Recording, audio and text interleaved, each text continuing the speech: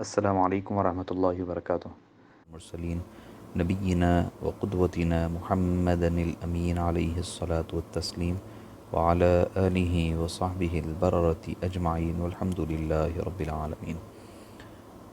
معزز سامعین کرام، آج کا ہمارا چوتھی نشست اور چوتھا درس سورہ والتین سے متعلق ہے۔ اس سورہ مبارکہ کا تعلق پچھلے صورتوں سے کئی اعتبارات سے ہے۔ پچھلے صورتوں میں انبیاء حضور اکرم صلی اللہ علیہ وسلم پر کیے جانے والے احسانات اور آپ کے مقام رفیع اور بلند مقام کا تذکرہ تفصیل کے ساتھ دونوں صورتوں میں کیا گیا، اور اس کے بعد جب آپ آگے آتے ہیں کہ جس میں کہا گیا کہ فَإِنَّ مَعَ الْعُسْرِ يُسْرًا إِنَّ مَعَ الْعُسْرِ يُسْرًا، کہ ہر مشکل کے ساتھ آسانی ہے۔ اور جب آسانی اور مشکل دونوں کا ذکر کیا گیا تو اس کے بعد اب اس سورہ مبارکہ میں انبیاء کرام کی زندگیوں کے کچھ پہلوؤں کو ذکر کیا جا رہا ہے، کر کے مثال دی جا رہی ہے۔ دیکھیں، مشکلات تو کئی زندگی میں آئے گی، مگر اس سے مقابلہ کرنا، اس سے لڑائی لڑنا اور اللہ کی ذات پر بھروسہ کرتے ہوئے آگے ٹھہرنا اور سینہ سپر ہونا، یہ انبیاء کرام کی سنت مبارکہ رہی ہے۔ اور اسی سنت مبارکہ میں کچھ انبیاء کرام کی مثالیں اس سورہ مبارکہ میں قسم کے طور پر دی گئی ہے۔ اس سورہ مبارکہ کا نام ہے التین، جو اس کے پہلے لفظ میں والتین والزیتون سے آغاز ہوتا ہے۔ اس میں 1 رکوع ہے، 8 آیتیں ہیں اور 105 حروف ہیں۔ ہم پہلے سورہ مبارکہ کی تلاوت کر لیتے ہیں۔ اعوذ باللہ من الشیطان الرجیم، بسم اللہ الرحمن الرحیم، والتین والزیتون وطور سینین وهذا البلد الأمین، لقد خلقنا الإنسان في أحسن تقویم، ثم رددناه أسفل سافلين، إلا الذين آمنوا وعملوا الصالحات فلهم أجر غير ممنون، فما يكذبك بعد بالدين، أليس الله بأحكم الحاكمين، صدق الله العظيم وصدق رسوله النبي الكريم، ونحن على ذلك لمن الشاهدين والشاكرين والحمد لله رب العالمين۔ إن الله وملائكته يصلون على النبي يا أيها الذين آمنوا صلوا عليه وسلموا تسليما، اللهم صل على سيدنا محمد وعلى آله وصحبه أفضل صلواتك وعدد معلوماتك وبارك وسلم۔ معزز سامعین کرام، سورہ والتین کا نزول مکہ مکرمہ میں ہوا۔ اس کے بارے میں تقریباً اکثریت کی بلکہ اجماع ہے اس بات پر، سوائے ایک آدھ صحابہ وغیرہ کے چھوڑ کر کے حضرت قتادہ کے بارے میں آتا ہے، وہ اس کو مدنی مانتے تھے، لیکن درست نہیں ہے یہ بات، کیونکہ سورہ مبارک میں کہا جا رہا ہے وَهَذَا الْبَلَدِ الْأَمِينَ، تو یہ ہذا کا جو اس میں اشارہ ہے، ہذا کا اشارہ اس طرف اسی وقت ممکن اور درست ہو سکتا ہے جب اس کا نزول مکہ مکرمہ میں ہو۔ اور یہ سورہ مبارکہ کا شان نزول کا بیک گراؤنڈ کوئی خصوصیت کے ساتھ ہمیں مفسرین کے ہاں نظر نہیں آتا۔ اب رہی بات مضامین کی، اس سورہ کا جو اصل بنیاد ہے وہ جزا اور سزا پر ہے، اور اس کی تمہید ایسی بنائی گئی ہے کہ دنیا میں انبیاء کرام کی جو بعثت ہوئی ہے، ان کے دعوت کے جو اہم مراکز ہوئے ہیں، ان کا پہلے ذکر کیا گیا ہے، ان مقامات کا قسم کے طور پر اللہ تعالیٰ نے ان کی ذکر کیا، اور اس سے یہ بات واضح کی گئی کہ اللہ تعالیٰ نے انسان کو بہترین ساخت پر، بہترین سانچے میں، بہترین نمونے میں پیدا فرمایا، یعنی نہایت اعلیٰ فطرت اور نہایت برتر صلاحیتوں کے، بہتر صلاحیتوں کے ساتھ پیدا فرمایا۔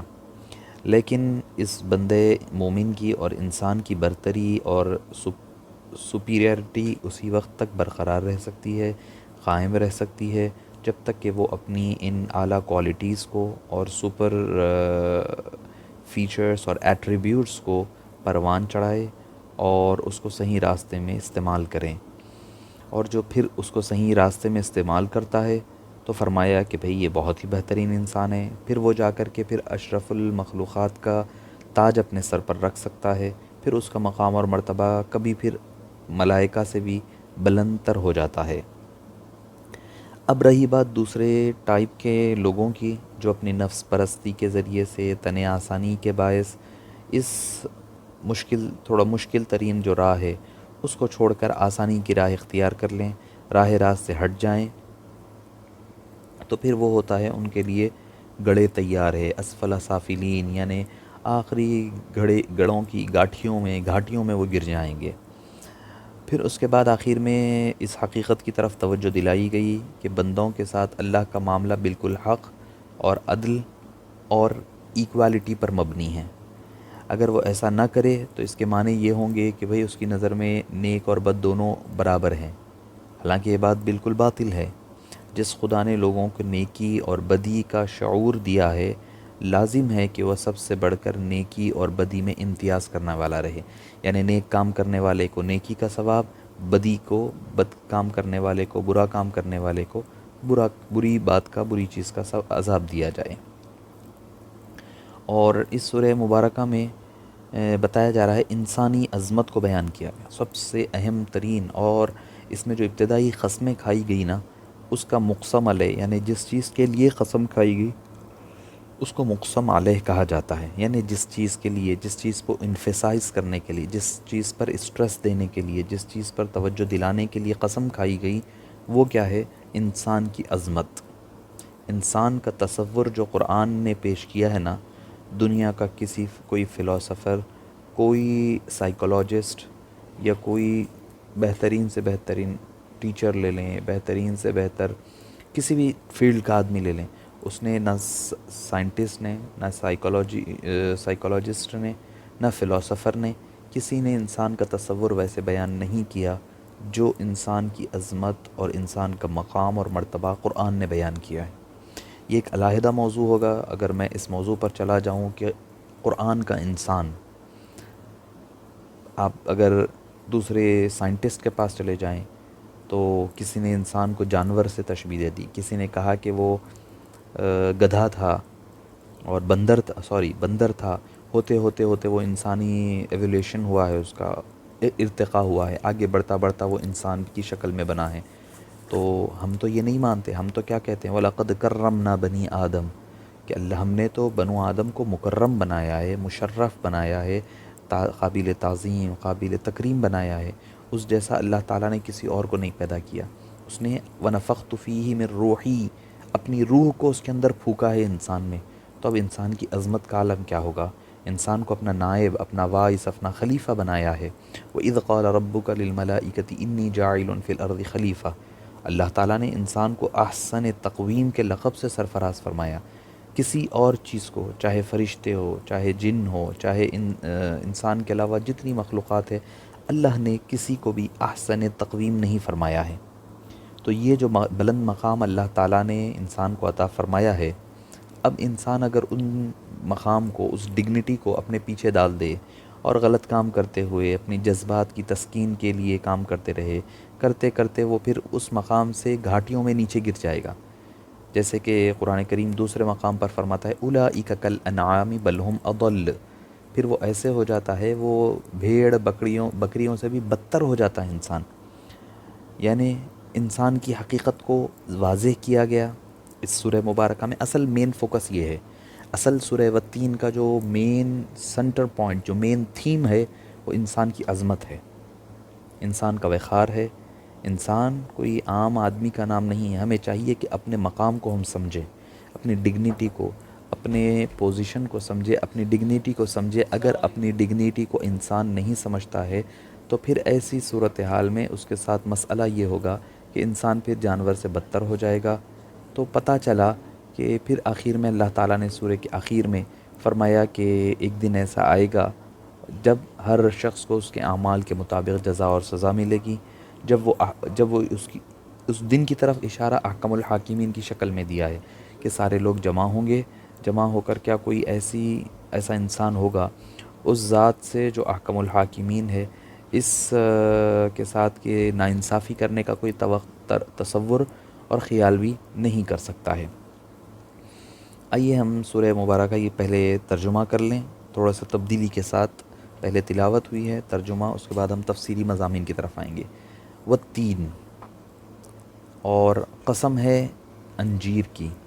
التین انجیر کو کہا جاتا ہے۔ میں تفصیل کے لیے آپ کو یہ بتاؤں کہ دیکھیے یہاں پر اس سورہ کا آغاز جو ہے 4 قسموں سے ہوا ہے۔ التین والزیتون وطور سینین وہذا البلد الامین، یہ 4 چیزوں کی قسمیں کھائی ہے۔ والتین قسم ہے انجیر کی، والزیتون قسم ہے زیتون کی، اولیو کی۔ التین فگ اور زیتون اولیو، وطور سینین اور طور سینا ماؤنٹ آف سینا کی قسم، وہذا البلد الامین اور اس امن والے شہر کی قسم۔ اب یہاں پر آپ آئیے، پہلا لفظ آئیں گے ہم والتین۔ تین اور زیتون سے کیا مراد ہے؟ اب اگر ہم علماء تفاسیر کی طرف جائیں گے تو مختلف اقوال ملیں گے، مختلف ایکسپلینیشنز ملیں گے۔ حضرت عبداللہ بن عباس اور حضرت حسن اور مجاہد وغیرہ کا قول یہ ہے کہ تین سے مراد انجیر ہے، اور زیتون سے مراد زیتون کا مشہور و معروف درخت ہے جس سے پھل بھی نکالا جاتا ہے اور تیل بھی نکالا جاتا ہے۔ انجیر کا پھل اور زیتون کا درخت اور اس کا تیل بے شمار فوائد اور خوبیوں کا مالک ہے، اس لیے ان کی قسم کھائی گئی۔ یہ ایک عام تفسیر ہے۔ حضرت ابن عباس رضی اللہ عنہ سے یہ قول بھی مروی ہے کہ تین اس مسجد کا نام ہے جو حضرت نوح علیہ السلام نے جودی پہاڑ پر تعمیر کی تھی۔ ایک دوسرا قول، ایک تو تفسیر عام تفسیر ہو گئی، تین سے مراد انجیر اور زیتون ہے چونکہ یہ زیادہ استعمال اور زیادہ فائدے بخش ہے، بہت خوبیوں کے مالک ہے، کھانے میں انجیر بہت فائدہ مند، زیتون کھانے میں بھی فائدہ مند، تیل بھی فائدہ مند، اس کی کئی آپ فضیلتیں احادیث میں اور طب نبوی میں سنتے ہیں، جانتے ہیں۔ اب دوسری تفسیر یہ ہے کہ تین سے مراد اس مسجد کا نام ہے، وہ مسجد کا نام جہاں پر حضرت نوح کی کشتی آ کر وادی جودی کے پاس رکی تھی۔ اقلاعی ماء کی ویا سما اقلیعی وغیظ الماء وقضی الامر واستوت علی الجودی وقیل بعدا للقوم الظالمین، جو کہا گیا جودی پہاڑ جہاں پر رکی تھی، وہاں پر جب جا کر رکی تو وہاں پر حضرت نوح علیہ السلام نے ایک مسجد کو تعمیر کیا، اس مسجد کا نام التین ہے، اور زیتون سے مراد بیت المقدس ہے۔ اور حضرت قتادہ کی رائے یہ ہے کہ تین اس پہاڑ کا نام ہے جس پر دمشق کا شہر آباد ہے، اور زیتون اس پہاڑ کا نام ہے جس پر بیت المقدس کا شہر آباد ہے۔ اور اس کے علاوہ بھی ہمیں پھر اور کئی علماء کرام کی تفاسیر ملے گی۔ اگر ہم تفصیلات میں جاتے ہیں تو یہ بتایا جاتا ہے کہ تین ایک خاص پہاڑ کا نام ہے، حالانکہ عربی میں تو انجیر کو تین کہتے ہیں، چونکہ یہاں انجیر کی پیداوار بکثرت ہوتی تھی، اس وجہ سے یہ تین ہی کے نام سے ایریا اور مقام مشہور ہو گیا تھا، جیسا کہ کئی مفسرین کی رائے ہے اور کئی کی تفاسیر ہے۔ دیکھیے اہل عرب کے نزدیک یہ بات عام ہوتی تھی کہ اگر کسی کا نام رکھنے کا یہ طریقہ ہوتا عربوں میں کہ جس چیز کی جہاں پیداوار زیادہ ہوتی ہے اس چیز کا نام، اس چیز کا مقام کا نام وہ رکھ دیا کرتے ہیں۔ جیسے کہ نخلا ایک وادی ہے مکہ اور طائف کے درمیان، وہاں پر بہت زیادہ ہریالی اگتی ہے اور بہت زیادہ کہیں پر کھجور زیادہ اگتے ہیں، تو وہ وادی کا نام ویسے ہی رکھ دیتے ہیں، شجرہ کسی علاقے کا نام رکھ دیتے ہیں۔ تو اسی طرح جو چیز جہاں کثرت کے ساتھ پائی جاتی ہے اس چیز کو اسی کے ساتھ معروف اور مشہور کر دیا کرتے ہیں۔ اس سے معلوم ہوا کہ تین سے مراد یا تو جودی پہاڑ ہے یا اس کے قریب کا کوئی دوسرا پہاڑ ہے، اور تورات میں بھی یہی لکھا ہے کہ طوفان نوح کے بعد بنو آدم یہیں پر قیام کیے اور ادھر ادھر پھیلے، اور قرآن سے بھی یہ معلوم ہوتا ہے کہ یہ واقعہ جودی پہاڑ کے آس پاس پیش آیا ہے۔ اب آپ کو میں بتا دوں کہ تین سے مراد اللہ تعالیٰ نے کیوں پھر یہاں پر اس کا تفصیلات کا ذکر فرمایا، آخر کیا وجہ تھی۔ دیکھیے اللہ تعالیٰ تین کی شہادت کیوں دے رہا ہے کہ اس لیے ہم جیسے کہ ابھی آپ کو بیان کر آئے ہیں، اس کے 2 وجوہات ہیں۔ یہ تین کا جو پہاڑ ہے، جبل تین ہے، اس سے 2 واقعات منسلک ہے، ایک حضرت آدم علیہ السلام کا اور دوسرا حضرت نوح علیہ السلام کی قوم کا واقعہ۔ حضرت نوح علیہ السلام کی قوم کا ذکر تو میں نے آپ کو اوپر کیا ہے۔ حضرت آدم کا کیا معاملہ تھا حضرت آدم علیہ نبینا و علیہ الصلاۃ والسلام سے اللہ نے عہد لیا تھا، وعدہ کیا تھا، مگر پھر شیطان کے بھٹکاوے میں آ کر اپنی زوجہ حضرت حوا کے ساتھ اس درخت کے قریب چلے گئے، تو اس کا نقصان کیا ہوا؟ اس کا نقصان کیا ہوا؟ یا بنی آدم لا یفتننکم الشیطان کما اخرج ابویکم من الجنت ینزع عنہما لباسہما۔ اس کا نقصان کیا ہوا کہ اے بنو آدم، کہیں شیطان تم کو ورغلا نہ دے، جس طرح اس نے تمہارے ماں باپ کو جنت سے نکلوایا تھا اور جنت کے لباس سے محروم کر دیا تھا۔ تو یہاں یہ بات بھی یاد رکھنی چاہیے کہ جو تورات میں مذکور ہے کہ حضرت آدم و حوا نے جنت کی خلعت اور لباس سے محروم ہونے کے بعد جس پتوں سے اپنے تن کو ڈھانکے تھے وہ انجیر کا درخت تھا۔ یہ تورات میں بھی لکھا ہے اور ہماری سیر کی کتابوں میں، تفاسیر میں بھی یہی بات، یہ واقعہ صراحت کے ساتھ پایا جاتا ہے۔ تو اللہ تعالیٰ نے ان سے ایک لباس ایک لیا، ایک نعمت چھینی، مگر دوسری نعمت اللہ تعالیٰ نے ان کو یہ بخشی کہ اس کے تین کے پہاڑیوں کی تین کے پتے جو ہوتے ہیں اس کے ذریعے سے اللہ تعالیٰ نے ان کی توبہ پہلے تو قبول کی، اس کے بعد جو تین کے پتے دیے گئے تو اس سے ایک نسبت حضرت آدم کو ہو گئی، دوسری نسبت حضرت نوح علیہ الصلاۃ والسلام کو ہوئی کہ آپ جب طوفان ختم ہوا تو آپ کی کشتی جا کر پہاڑ نوح طور کوہ جودی کے پاس، جودی پہاڑ کے پاس رکی یا کوہ تین کے پاس رکی۔ اب آئیے، تو میں آپ کو بتا چکا ہوں کہ تین سے مراد کیا ہے۔ اب آئیے زیتون کی طرف، والزیتون۔ اب زیتون سے کیا مراد ہے؟ کوہ زیتون پر کیا معاملہ ہوا تھا؟ اس کی تفصیل کچھ یوں ہے کہ اس پہاڑ پر اللہ تعالیٰ نے اپنی شریعت یہودیوں سے چھینی اور وہ سلسلہ ابراہیمی کی دوسری شاخ کے حوالے کر دی گئی۔ یہ واقعہ کب کا ہے کہ کوہ زیتون ایک پہاڑ ہے جو بیت المقدس شہر کے نیچے آباد ہے اور اس کے پہلو میں ہے۔ حضرت عیسیٰ علیہ الصلاۃ والسلام کی زندگی کے آخری دور سے یہ واقعہ تعلق رکھتا ہے۔ اس کی تفصیلات آپ کو بائبل کی کئی قسموں میں بھی مل جائے گی کہ ویلی آف اولیو بول کر آپ کو زیتون کی ویلی بہت زیادہ ان کے پاس اکثر پایا جاتا ہے۔ اللہ تعالیٰ نے یہودیوں سے منصب اللہ کی جو قرب میں رہنے والے اور منتخب قوم کا جو ٹائٹل تھا وہ لے کر اللہ تعالیٰ نے عیسائیوں کو عطا فرمایا، اور حضرت عیسیٰ علیہ السلام کے بارے میں آتا ہے کہ وہ دن بھر عوام میں رہتے اور عوام کو نیکی کے راستے پر بلاتے، ان کو دعوت اور تبلیغ کا کام کرتے۔ جب رات ہو جاتی تو عبادت کے لیے کوہ زیتون پر آپ تشریف لے جایا کرتے، اس کوہ زیتون پر آپ تشریف لے جاتے اور وہاں پر عبادت فرمایا کرتے۔ تو یہ یہاں پر زیتون سے مراد اس پہاڑ کا نام ہے جس پر حضرت عیسیٰ علیہ الصلاۃ والسلام کی آمجگاہ تھی اور رہنے کا مقام تھا۔ اب اللہ نے کیوں اس کی قسمیں کھائی؟ بتلایا جا رہا ہے، دیکھو جو تین حضرت نوح علیہ السلام کی مثال دی گئی، تین کا قسم کھا کر حضرت نوح کے رہنے کا مقام تھا، وہ مقام کا ذکر کرنا انڈائریکٹلی حضرت نوح کا ذکر کرنا ہے۔ بتلایا جا رہا ہے دیکھو حضرت نوح کی تم مثال لو، کیسے صابر بندہ ہے، کیسے صابر میرا بندہ تھا کہ جس کو 900 سال کے اوپر 950 سال عمر شریف دی گئی، وہ اپنی قوم کو اللہ کی راہ کی طرف بلاتے ہیں مگر 50-60 لوگ 70 لوگ سے زیادہ اسلام نہیں لاتے۔ کس قدر صبر کے ساتھ اور ٹھکاؤ کے ساتھ، استقلال کے ساتھ، ہمت کے ساتھ، جذبے کے ساتھ وہ اپنے راستے پر لگے ہوئے ہیں۔ خود اپنا ان کا بیٹا بھی اسلام نہیں قبول کر رہا ہے، بیوی ہے وہ مخالفین میں جا کر کے ختم کر دی جاتی ہے، مگر اس کے باوجود وہ ڈٹے ہوئے ہیں۔ یہاں تین ایک اشارہ دیا گیا، قرآن کی یہی تو خاصیت ہے، قرآن اشارہ دیتا ہے، اس کے ذریعے سے کئی مواد کھلتا جاتا ہے۔ تو تین کہہ کر حضرت نوح اور ان کی کوالٹیز کا ذکر کیا گیا۔ میں آپ کو ابتدا سے یہی بات کہہ رہا ہوں، اس سورے کا مین تھیم ہے انسان کی عظمت، انسان کا مقام، فی احسن تقویم، لقد خلقنا الانسان فی احسن تقویم، یہ تھیم ہے، یہ سورے کا تھیم ہے، یہ تھیم کو لے کر چلیں، اس کو انفسائز کرنے کے لیے، اس کو اپنے اللہ تعالیٰ اپنے اسٹیٹمنٹ کو مضبوط کرنے کے لیے دلائل دے رہا ہے۔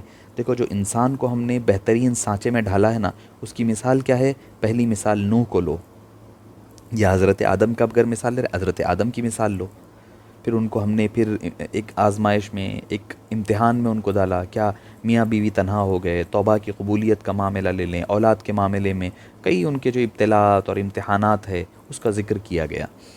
تو یا تو حضرت آدم یا حضرت نوح کا ذکر والتین میں کیا گیا۔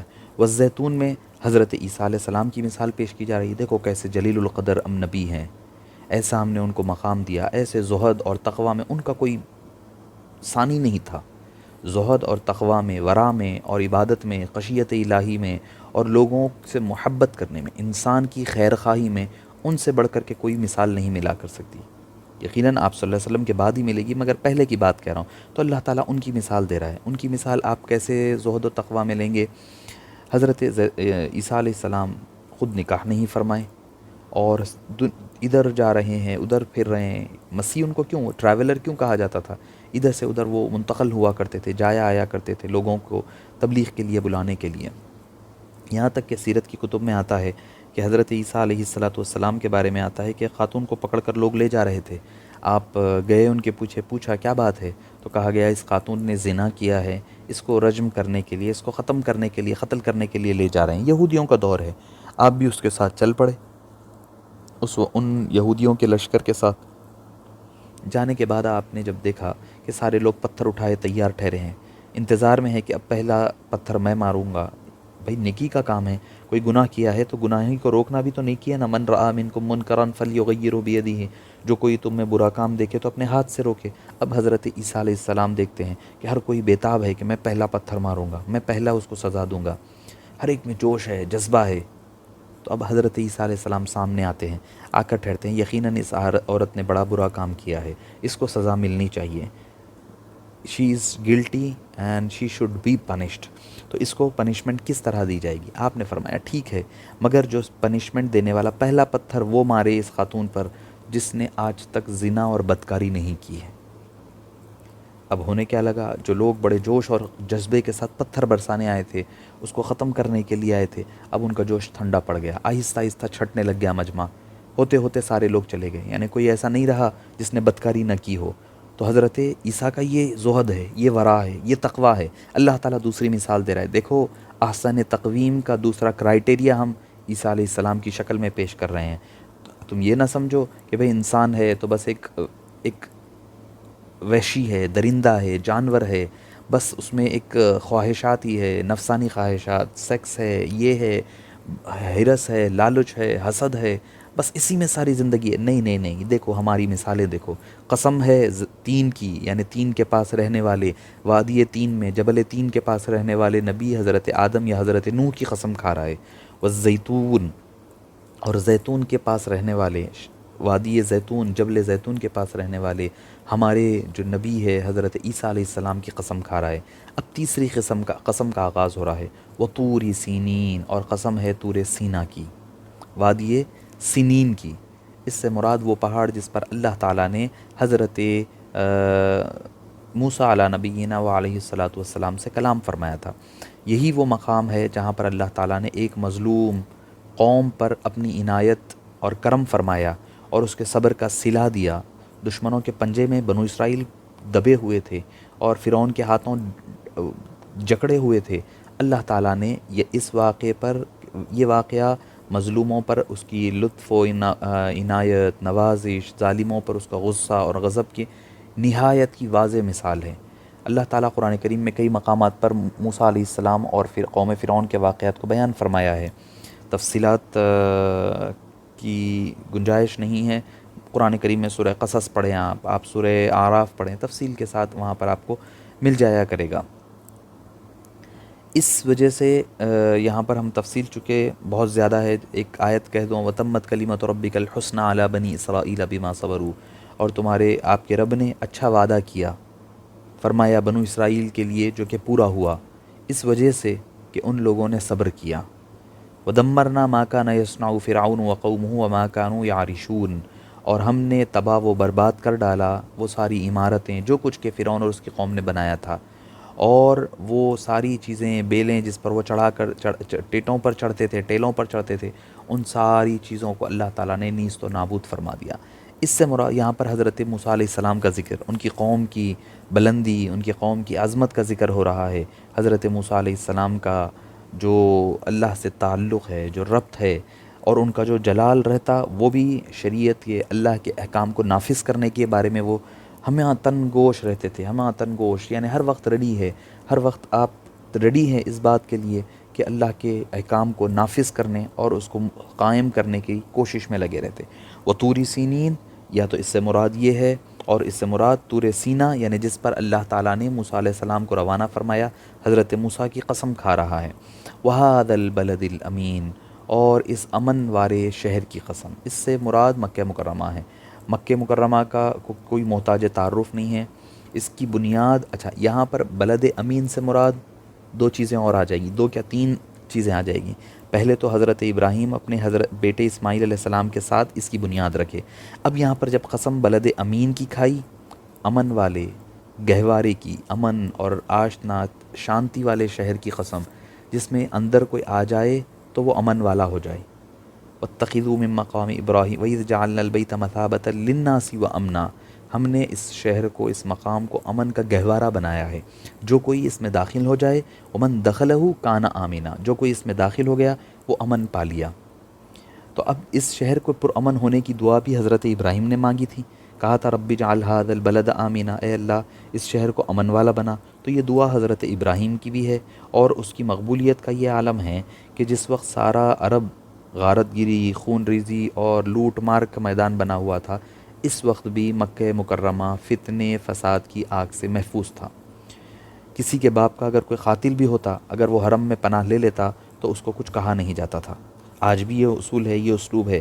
اگر جنگل میں کوئی چلتا، ہرن کو کوئی کا شکار کرنے کے لیے اس کے پیچھے دوڑتا اور وہ ہرن حدود حرم میں داخل ہو جائے، تو ویسی شکل میں اس ہرن کا بھی شکار کرنا جائز نہیں، کیونکہ وہ امن والا شہر ہے. تو اب یہاں پر آئی بات، حضرت ابراہیم کی مثال دے دی. ان کا مقام، ان کی خلت، ان کی بزرگی، اللہ تعالیٰ ان کی بھی قسم کھا رہا ہے. وَهَذَا الْبَلَدِ الْأَمِينَ، اس مبارک شہر کی قسم، اس شہر کو بنانے والے ابراہیم کی بھی قسم، ان کی مقام اور رفعت بلندی کی قسم، ان کے ساتھ حضرت اسماعیل کی قسم. اس کے بعد اپنے محبوب کو جو روانہ فرمایا حضور اکرم صلی اللہ علیہ وسلم کی جائے ولادت بنا کر، اس کی عظمت کو چار چاند لگا دیے گئے اور اس کے مقام کو بلند فرما دیا گیا.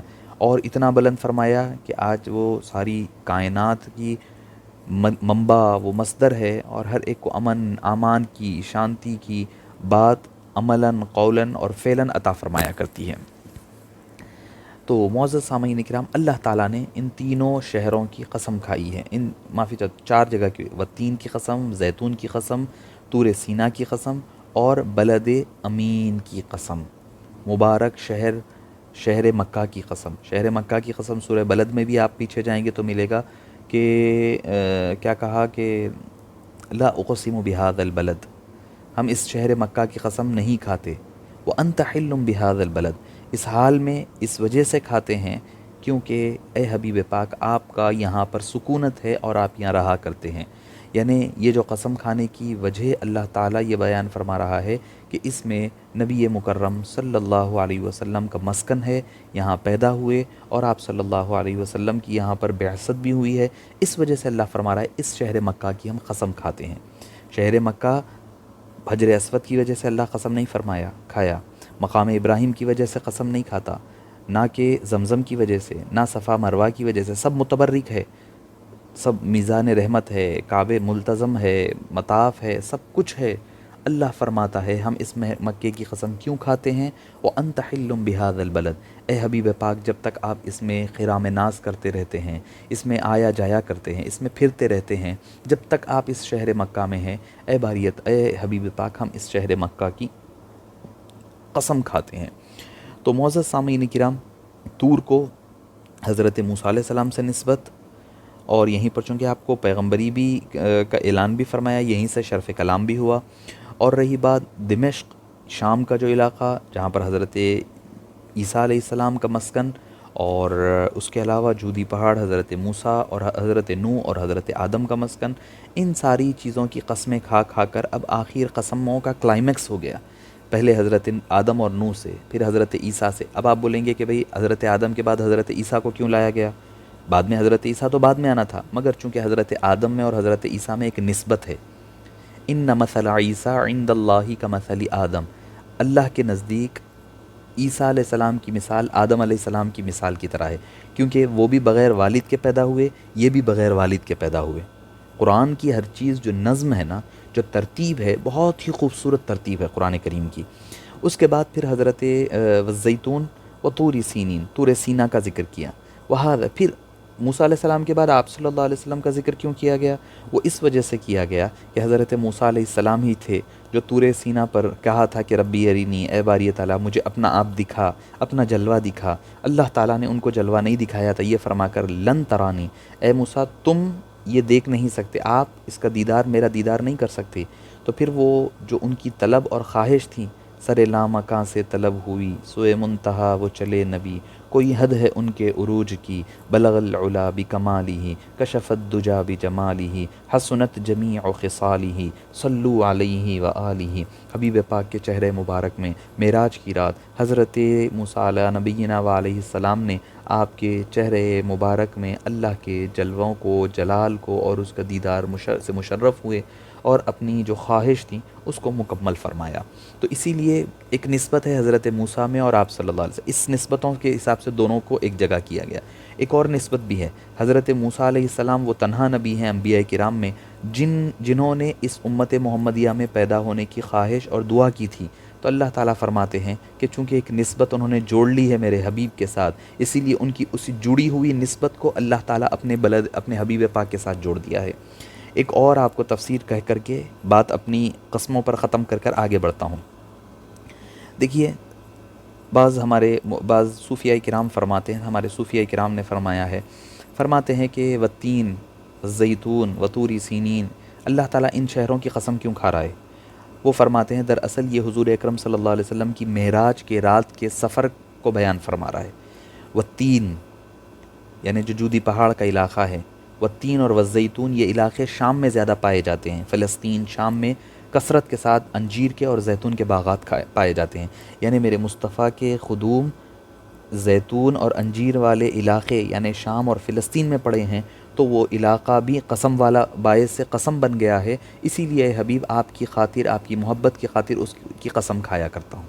وہ طور سینین، وادی سینا سے بھی آپ گزرے ہیں جہاں حضرت موسیٰ علیہ السلام کی قبر مبارک تھی، وہاں اترے ہیں اور 2 رکعت نماز ادا فرمائی ہے آپ نے، اور فرمایا کہ میں نے جب ان کی قبر میں دیکھا تو وہ قائم یصلی فی قبرہ، وہ اپنی قبر میں نماز ادا کر رہے تھے۔ تو حضرت موسیٰ کی قبر پر سے بھی گزرے ہیں، تو اللہ نے فرمایا میرے حبیب کا گزر طور سینا سے بھی ہوا ہے، اسی لیے اس کی بھی قسم کھاتا ہوں، اس کی بھی قسم کھایا ہے۔ اور پھر وہذا البلد الامین، اس مبارک شہر کی قسم، اس مبارک شہر سے تو معراج کا آغاز ہوا ہے۔ تو دراصل صوفیاء کرام فرماتے ہیں کہ یہ معراج کے واقعے کا اللہ تعالیٰ پوری تفصیلات کے ساتھ فرما رہا ہے کہ میرے حبیب کا جہاں جہاں قدم پڑا وہ مقام باعث قسم بن گیا۔ لقد خلقنا الانسان فی احسن تقویم، لقد تحقیق کے بے شک، خلقنا ہم نے پیدا کیا، الانسان انسان کو، فی احسن تقویم بہترین سانچے میں، عقل شکل کے اعتبار سے، بردباری کے اعتبار سے، ہر اعتبار سے ہم نے انسان کو بہترین سانچے میں ڈھال کر کے پیدا کیا، بہترین انداز میں، بہترین طریقے پر، نہج پر اللہ تعالیٰ نے انسان کو پیدا فرمایا ہے۔ معزز سامعین کرام، یہ ہے اصل مقام جہاں پر اللہ تعالیٰ قسم کے لیے ساری چیزوں کو مکمل فرمایا تھا۔ تقویم کس کو کہتے ہیں؟ قوم یقوم تقویم کے بارے میں آتا ہے کسی چیز کو سیدھا کرنا، اسٹریٹ کرنا۔ اس کے مفہوم میں یہ آئے گا کہ لفظ کسی چیز کو کسی چیز کے خاص موضوع اور مناسب بنانے کے لیے استعمال ہوتا ہے۔ تو انسان کے متعلق قرآن میں بار بار یہ حقیقت واضح فرمائی گئی کہ اس کو خدا نے بیکار اور عبث پیدا نہیں فرمایا، بلکہ یہ ایک عظیم کام کے ساتھ عظیم مقصد کے تحت پیدا کیا گیا۔ اور انسان کو اللہ تعالیٰ نے ہر قسم کی اس اعتبار سے بھی کہ اللہ تعالیٰ نے نہایت بہترین ساخت پر پیدا فرمایا۔ اس کی ظاہری ساخت بھی گواہ ہے کہ وہ اشرف المخلوقات ہے، اور اس کا انٹرنل جو صلاحیتیں ہیں وہ بھی اتنی اعلیٰ ہے کہ اس زمین کی ساری مخلوقات پر وہ حاوی ہے۔ ہم کئی مرتبہ قرآن میں پڑھ چکے ہیں اور پڑھ سکتے ہیں اور جان سکتے ہیں۔ دوسری مخلوقات کی طرح عقل اور ارادے سے یہ محروم نہیں ہے، دوسری مخلوقات اس سے محروم ہیں۔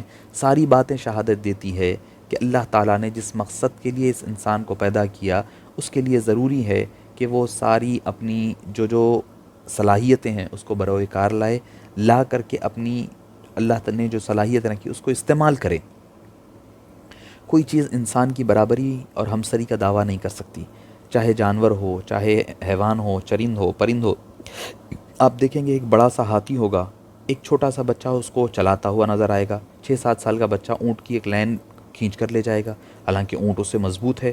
انسان کیا ہے؟ وَكَانَ الْإِنسَانُ وَخُلِقَ الْإِنسَانُ ضَعِيفًا، انسان تو بڑا ضعیف ہے، بڑا کمزور ہے، مگر اس کی جو احسن تقویم، عقل اور خرد اور ہوش، اور اللہ تعالیٰ نے جو وے آف تھنکنگ دی ہے، جو اللہ نے اس کی تھنکنگ ایبلٹی دی ہے، جو مائنڈ سیٹ دیا ہے، اس کی وجہ سے وہ بڑی بڑی چیزوں کو، کوئی شیر بھی دیکھیں گے آپ کئی مرتبہ، انسان اس کو کنٹرول کرتا ہوا نظر آئے گا۔ بڑی بڑی چیزیں انسان کنٹرول کرتا ہے، کیسے؟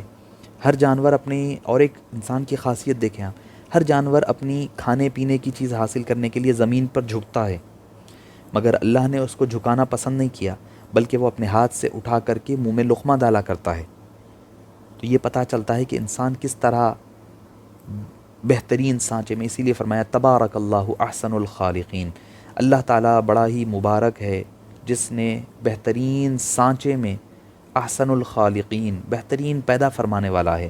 علامہ قرطبی نے اس مقام پر ایک واقعہ لکھا ہے کہ عیسیٰ بن موسیٰ الہاشمی کے بارے میں آتا ہے کہ وہ اپنی بیوی سے بڑی شدید محبت کرتے تھے۔ ایک دن انہوں نے باتوں باتوں میں یہ کہہ دیا کہ اگر تم چاند سے زیادہ خوبصورت نہیں ہے تو میں تمہیں 3 طلاق۔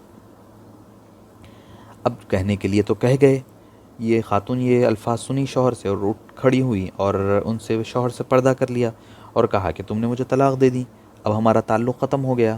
عیسیٰ نے کہا یہ تو بڑی مشکل آ پڑی۔ صبح اٹھ کر خلیفہ منصور کے پاس پہنچے اور انہیں اس واقعے کی اطلاع دیے، اور بڑی گھبراہٹ اور بڑی شرمندگی اور ندامت کا اظہار کرنے لگے۔ خلیفہ نے سارے فقہا کو اپنے دربار میں بلایا اور ان سے فتویٰ پوچھا کہ بھئی یہ کیا ہو سکتا ہے؟ سب نے یہی کہا کہ اس کی طلاق ہو گئی ہے، لیکن امام اعظم ابو حنیفہ علیہ الرحمۃ والرضوان کے شاگردوں میں سے ایک شاگرد وہاں بیٹھے ہوئے تھے۔ منصور نے پوچھا کہ آپ کیوں چپ ہے؟ کچھ تو فرمائیے، کچھ تو بتائیے کہ کیا کہیں۔ تو وہ جو شاگرد ہیں، امام اعظم نہیں،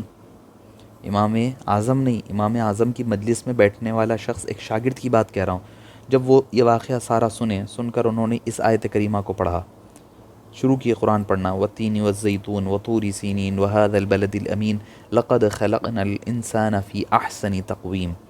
جب یہ آیت کریمہ پڑھا انہوں نے تو کہنے لگے اے امیر المومنین، اس ارشاد باری تعالیٰ کے مطابق انسان سب چیزوں سے سب سے زیادہ حسین ہے اور کوئی چیز اس سے زیادہ خوبصورت نہیں ہے۔ منصور جیسے ہی یہ بات سنا اچھل پڑا، اس نے کہا کہ اس شخص نے جو بات کہی ہے وہ درست کہی ہے، اور فرمایا کہ اس نے عیسیٰ کو کہا، عیسیٰ بن موسیٰ کو جاؤ تم اپنی بیوی کے ساتھ رہ سکتے ہیں، تمہاری طلاق نہیں ہوئی۔ تو اللہ تعالیٰ نے انسان کو بڑا ہی خوبصورت سانچے میں ڈھالا ہے۔ یہ اللہ کی بہترین تخلیق کا نمونہ اور شاہکار ہے۔ اللہ نے خود اپنے ہاتھ سے پیدا فرمایا، وَنَفَخْتُ فِيهِ مِن رُوحِي، اپنے ہاتھ سے، خلقت بیدی، اپنے ہاتھ سے پیدا فرمایا۔ جب اللہ نے اپنے دست مبارک سے اس انسان کو پیدا فرمایا تو اس کا مقام اور مرتبہ بڑا رفیع ہے، بڑا بلند ہے، مگر کب تک اس کی، ایسا نہیں کہ انسان یہ نہیں کہہ سکتا نہیں بھائی میرے ساتھ ایک ول بھی ہے، میرے ساتھ ایک شیطان بھی لگا ہوا ہے، مجھے وہ بھٹکاتا بھی ہے، برائی کی طرف بھی جاتا ہے، اچھائی کی طرف بھی آتا ہے، فلاں ہے، نہیں کہہ سکتا۔ کیوں؟ اللہ نے اوپر جو قسمیں کیوں کھائی؟ یہ بتانے کے لیے اس کا رول ماڈل کیا ہے، احسن تقویم کا رول ماڈل کیا ہے۔ احسن تقویم کا رول ماڈل حضرت آدم کو ذکر کیا، حضرت نوح کا ذکر کیا، حضرت عیسیٰ کا ذکر کیا، حضرت موسیٰ کا ذکر کیا، حضرت ابراہیم کا ذکر کیا، حضرت اسماعیل کا ذکر کیا، حضور اکرم صلی اللہ علیہ وسلم کا ذکر فرمایا۔ ان سارے لوگوں کا ذکر فرما کر کے بتلا رہا ہے لقد خلقنا الانسان فی احسن تقویم، بے شک ہم نے انسان کو عقل، شکل، ہر اعتبار سے انسان کو بہترین سانچے میں ڈھال کر کے پیدا کیا ہے۔ اب انسان کا کام یہ ہے کہ اگر انسان اپنے آپ کو جانور بنانا چاہ رہا ہے، درندوں کی شکل میں دے رہا ہے، کمتر بنا رہا ہے، تو وہ اس کا مسئلہ ہے، وہ اپنے ہاتھ سے کرے گا، مگر اللہ تعالیٰ نے تو اس کو بہترین انسان بنایا ہے، بہترین سانچے میں ڈھالا ہے۔ ثم رددناہ اسفل سافلین، پھر ہم نے لوٹا دیا اس کو نیچے ترین، پست ترین حالت کی طرف، نیچے آخری ترین حالت کی طرف اس کو پھر ہم نے لوٹا دیا ہے۔ لیکن دیکھیں یہاں پر چونکہ انسان کو ان نعمتوں کی قدر نہیں کرتا جو انسان بغیر کوئی مشکلات کے اس کو حاصل ہو جاتی ہیں، تو اب ہوتا کیا ہے کہ جب اللہ تعالیٰ نے اس کو اتنی ساری نعمتوں سے نوازا ہے، اب معاملہ کیا آ گیا، انسان چونکہ احسن تقویم بنانے کے باوجود اس راستے پر اپنے آپ کو رکھ نہ سکا، اس مقام پر اپنے ہاتھوں سے گڑھا کھود کر انسان کو جیسے آپ صلی اللہ علیہ وسلم کے دور مبارک میں بھی ملتا ہے کہ بچیوں کو زندہ دلا رہے ہیں، اپنے بھائی کا گلا کاٹنے سے نہیں شرما رہے ہیں، معمولی فائدے کے لیے اپنی قوم اور وطن سے غداری کرنے پر تیار ہے۔ آج ہم میں بھی دیکھ رہے ہیں ہم کتنے ہیں۔ اللہ نے تو احسن تقویم بنایا ہے، آپ خود سوچئے ہم کیا کیا کر رہے ہیں۔ چوری ہمارا کام، ڈاکہ ڈال رہے ہیں، سب کچھ کر رہے ہیں، دھوکہ دینا۔ انجینئر ہے، ایک ڈاکٹر ہے، انجینئر ہے جو اپنے کام کر رہا ہے مگر اس میں دھوکہ دہی، خراب مٹیریل یوز کر رہا ہے۔ ہوٹلوں میں اور ریسٹورنٹس میں کیا ہو رہا ہے کہ ہم کیا کر رہے ہیں کہ لوگوں کو ایک بتا رہے ہیں دوسری چیز دے رہے ہیں۔ کپڑے کی دکان پر کیا ہو رہا ہے، دیکھیں کاروبار میں کیا ہم کر رہے ہیں، تجارت پیشہ لوگ کیا کر رہے ہیں، علم والے لوگ کیا کر رہے ہیں، عمل والے لوگ کیا کر رہے ہیں۔ اور ہمیں جو فیلڈ، ہر فیلڈ میں جا کر کے دیکھیں، ہر چیز میں کوئی ملاوٹ کر رہا ہے۔ تو کیا یہ انسانوں والے کام ہیں جو اللہ نے احسن تقویم بنائے تھے؟ نہیں۔ تو کیا وہ ایسا کام کر کر جانوروں سے، بھیڑی، بکرے، کتا، خنزیر سے پست ترین نہیں ہو جا رہا ہے؟ جو شخص فسق اور فجور کے ذریعے سے غلاظتوں میں خوش رہتا ہے، گندگی میں جنم لینے والے کیڑوں سے کیا وہ کسی صورت میں بہتر ہو سکتا ہے؟ نہیں ہو سکتا۔ تو ایسے شخص سے انسانیت کی جو تاج اللہ نے احسن تقویم کا پہنایا تھا اس سے واپس لے لیتا ہے، اور اس کے سر سے اشرف المخلوق کا تاج، مخلوقات کا تاج اتار لیتا ہے، کسی اور کو عطا فرما دیتا ہے۔ وہ معاشرے کی نظروں میں بھی حقیر اور ذلیل ہو جاتا ہے۔ ایسے انسانوں کے لیے دوزخ کے مختلف طبقات اللہ تعالیٰ نے پیدا فرمائے ہیں۔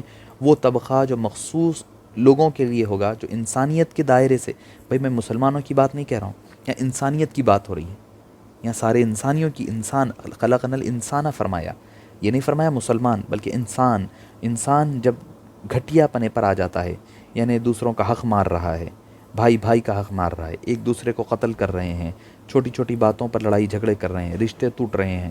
میں مسلمان کی پھر بات نہیں کہہ رہا ہوں، صرف انسان کی بات کہہ رہا ہوں۔ تو دیکھیے قرآن کیا کہہ رہا ہے، اگر انسان کو تو اتنا بلند مقام دیا تھا جو اشرف المخلوقات بنایا، جس سے فرشتوں کو سجدہ کروایا، مگر وہی انسان جب گھاٹی پر نیچے کی طرف گرتا ہے تو کیا کرتا ہے پھر اللہ تعالیٰ، ثم رددناہ، پھر ہم اس کو لوٹا دیتے ہیں، نیچے گرا دیتے ہیں، اسفل سافلین، آخری ترین، پسترین، لاسٹ جو لیول ہوگا سافلین، نیچے کی طرف، اس کی طرف گرا دیا کرتے ہیں۔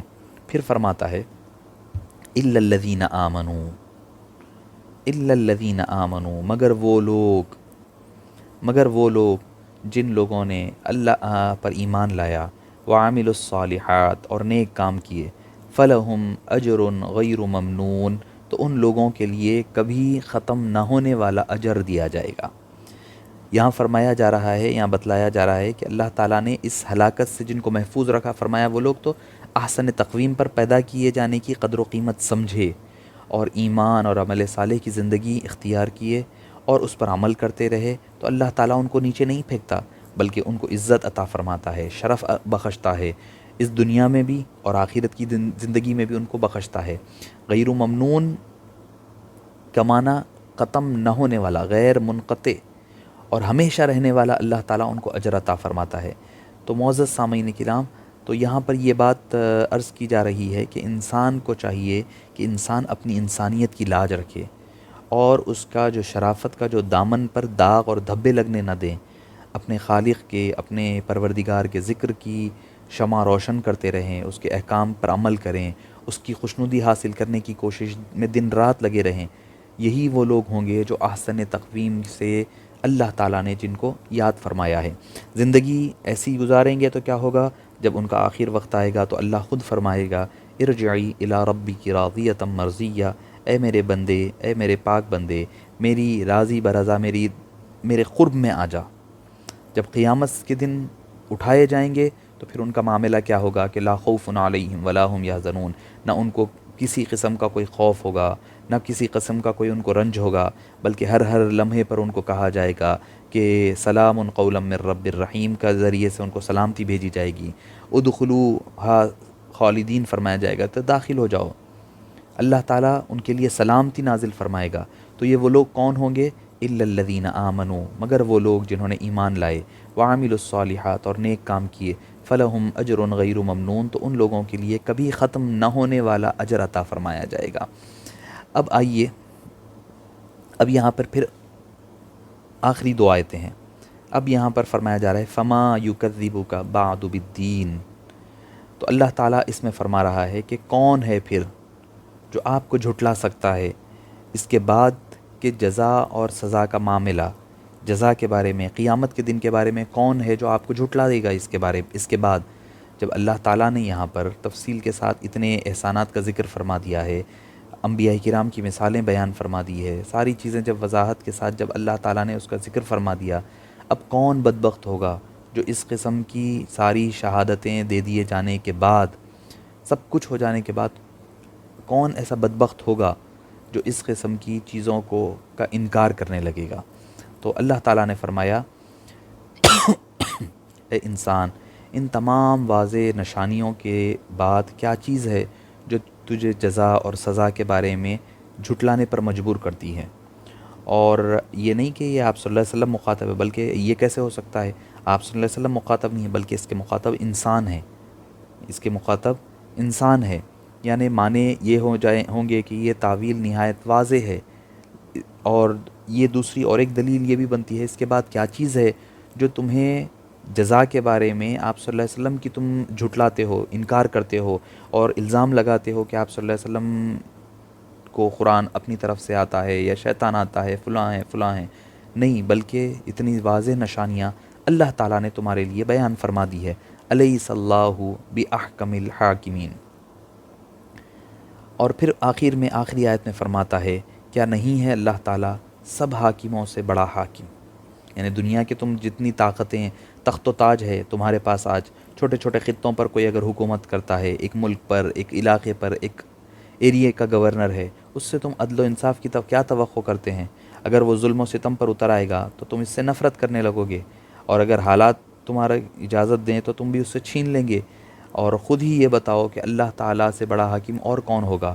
اس کی حکومت ساری حکومتوں پر حاوی ہے، اس کی مملکت ساری مملکتوں سے وسیع ترین ہے۔ اس کے باوجود کیا تم اس کے ظلم کو روکنے کی توقع رکھتے ہو کہ وہ ظالم، حالانکہ ہوتا ہی ہے کہ کسی کے پاس طاقت آتی ہے تو وہ ظلم و ستم کیا کرتا ہے، مگر فرما رہے کہ نہیں، اللہ تعالیٰ ساری حکومتوں سے بڑھ کر حکومت رکھنے والا، ساری حکومتوں کا حاکم، حقیقی حاکم اللہ کی عز و جل ہے، مگر اس کے باوجود کبھی وہ کسی پر ظلم نہیں کرتا، نہ کرے گا اور ہرگز نہیں کرے گا۔ تو معزز سامعین کرام، یہاں بتلایا جا رہا ہے کہ جتنی دنیاوی حکومتیں ہیں یہ وقتیہ حکومتیں ہیں، یہ حقیقی حکومت نہیں ہے، یہ مجازی حکومتیں ہیں جتنی ہیں دنیا کی۔ اصل حکومت لمن الملک اليوم، یہ اللہ ہی کی حکومت ہے، لمن الملک اليوم، اللہ ہی کی حقیقی حکومت ہے۔ اور دیکھیے آج ایسے دور میں جب کہ ہم کوارنٹائن ہے، آئسولیشن میں گزارا کر رہے ہیں، گھروں میں بند ہے، ایسے وقت ہم دیکھ سکتے ہیں کس کی حکومت ہے، کون سا سپر پاور کہاں پر ہے، کون ہے؟ کسی کی حکومت نہیں ہے۔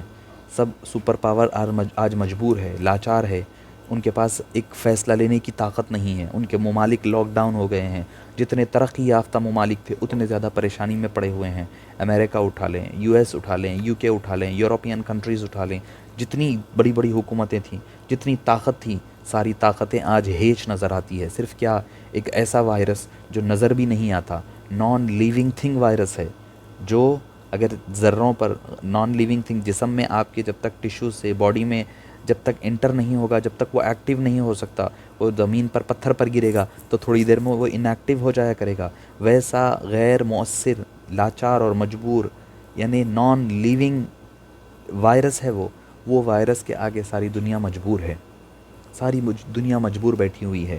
کیا کہ بھئی اس کا کوئی علاج سمجھ نہیں آ رہا۔ اللہ تعالیٰ یہ بتا رہا ہے ساری حاکموں کا حاکم میں ہوں، میرے ہاتھ میں ساری ڈور ہے، میرے ہاتھ میں ساری طاقت ہے، میں جو طاقت چاہوں وہ طاقت تم کو دکھلا سکتا ہوں، تمہیں چاہوں تو لمحات میں تمہاری چیزیں تبدیل ہو سکتی ہے۔ صرف ایک ایسا وائرس آیا ہے جس کی وجہ سے سارے لوگ پریشان ہیں۔ الیس اللہ بأحکم الحاکمین، کیا نہیں ہے اللہ تعالیٰ سب حاکموں سے بڑا حاکم، اور سب حاکموں کے اوپر سب سے بڑا حاکم نہیں ہے؟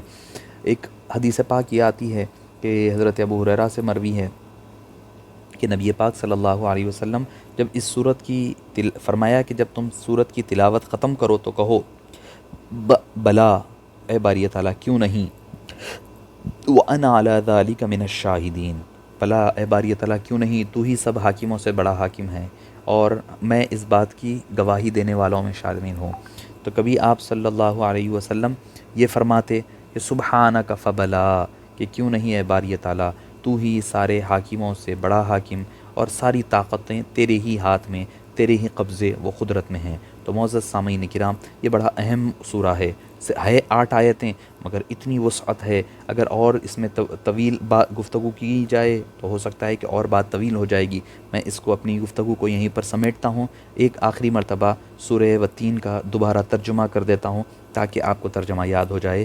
واو قسم کے لیے بھی آتا ہے، قسم کے لیے اقسم، اقسم یقسم کا لفظ بھی آتا ہے، تو کبھی واو کا لفظ بھی آتا ہے، فا کا لفظ بھی آتا ہے۔ قسم کے حروف، اقسام حروف بہت ہے۔ والتین والزیتون، قسم ہے انجیر کی، والزیتون اور زیتون کی، وطور سینین اور قسم ہے طور سینا کی، وادی سینا کی، وہذا البلد الامین اور اس امن والے شہر یعنی مکہ مکرمہ کی قسم۔ لقد تحقیق کے، خلقنا الانسان ہم نے انسان کو پیدا کیا ہے، فی احسن تقویم بہترین سانچے میں، اعتدال پر بہترین سانچے میں، عقل اور شکل ہر اعتبار سے۔ ثم پھر رددناہ ہم نے اس کو لوٹا دیا ہے، اسفل سافلین اس کو نہایت ہی آخری درجے پسترین حالت کی طرف لوٹا دیا ہے۔ الا الذین بجز ان لوگوں کے، سوائے ان لوگوں کے، آمنو جو ایمان لائے، وعاملوا الصالحات اور نیک کام کیے، عمل صالح کیا، فلہم تو ان کے لیے اجر ہے، غیر ممنون جو ختم نہیں ہونے والا ہے۔ فما یکذبک کہ کون ہے پھر جو جھٹلاتا ہے آپ کو، بعد اس کے بعد، اس جزا و سزا کے معاملے، بالدین دین کے معاملے، دین یعنی قیامت کے دن کے بارے میں، قیامت کے دن جزا اور سزا کے دن کے بارے میں کون ان ساری چیزوں کے بعد جھٹلائے گا آپ کو۔ الیس اللہ کیا نہیں ہے اللہ تعالیٰ بأحکم الحاکمین سب حاکموں سے بڑا حاکم۔ وصلی اللہ تعالیٰ وسلم علی خیر خلقہ ونور عرشہ سیدنا محمد وعلی آلہ وصحبہ اجمعین والحمد للہ رب العالمین۔ السلام علیکم ورحمۃ اللہ وبرکاتہ۔